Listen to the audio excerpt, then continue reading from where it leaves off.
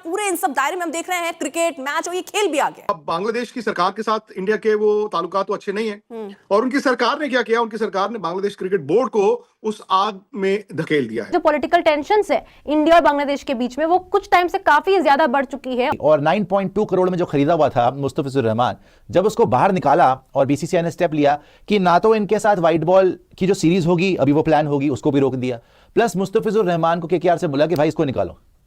KKR ने उसको release किया और बोल दिया कि भैया बीसीसीआई ने हमें बता दिया कि इसको निकाल दिया जाएगा। और उनके हिसाब से ये जो किया गया है बीसीसीआई की तरफ से वो काफी ज्यादा डिसरेस्पेक्टफुल रहा है बांग्लादेश नेशन के लिए भी और उनकी टीम के लिए भी।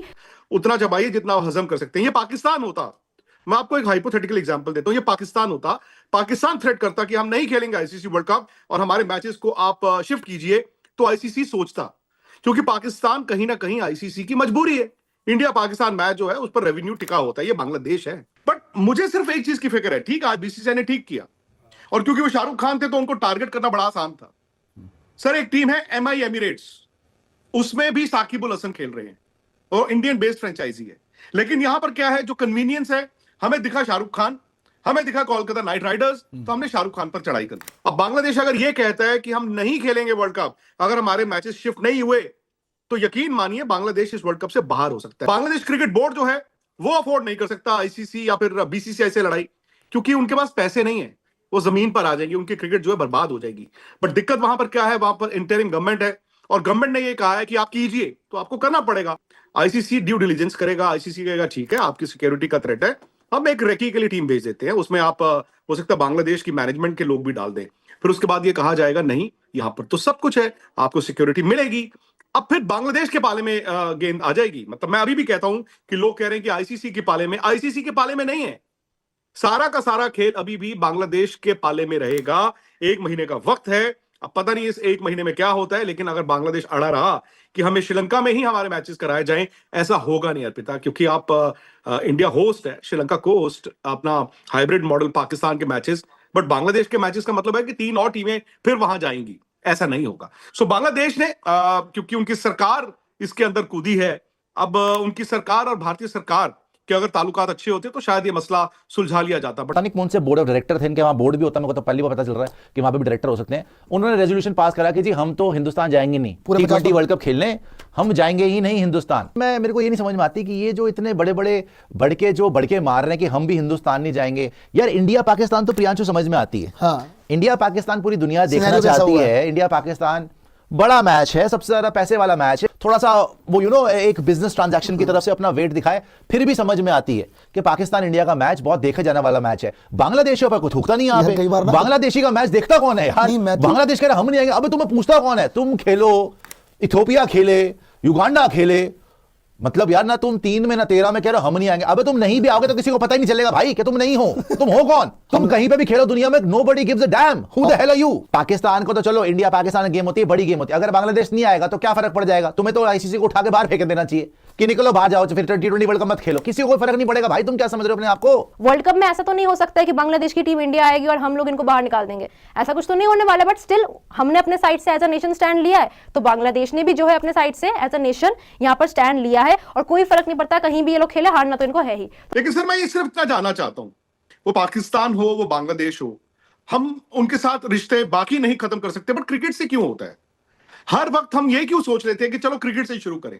मैं आपको छोटा सा एग्जांपल देता हूं, और ये फैक्ट है कि जिंदगी से बड़ी, मुल्क से बड़ी कोई गेम स्पोर्ट्स नहीं होती, क्रिकेट भी नहीं होती, बट शायद क्रिकेट आज हमारे मुल्क में सुख दुख का साथी बन जाता है। मैं आपको छोटा सा एग्जांपल देता हूं सर। आपने कहा कि जय शाह बहुत पावरफुल है, आपने कहा बीसीसीआई बहुत पावरफुल है, ये फैक्ट है कि एक वक्त पर था, बैन नहीं, मतलब आप ये कह सकते हैं कि उनकी सदस्यता एक तरह से सस्पेंड कर दिया गया, बैन नहीं है। मतलब भाई ऑफिशियली तो आप बैन कैसे कर सकते हैं? बाय द वे देखिए डायनामिक्स भी क्रिकेट के बदलेंगे, बिकॉज आपको ये देखना होगा कि बांग्लादेश की टीम इंडिया आई थी लास्ट ईयर 2 टेस्ट मैचेस खेलने के लिए, आई थिंक उनकी गवर्नमेंट तब तक बदल चुकी थी, उसके बाद वो सीरीज हुई थी।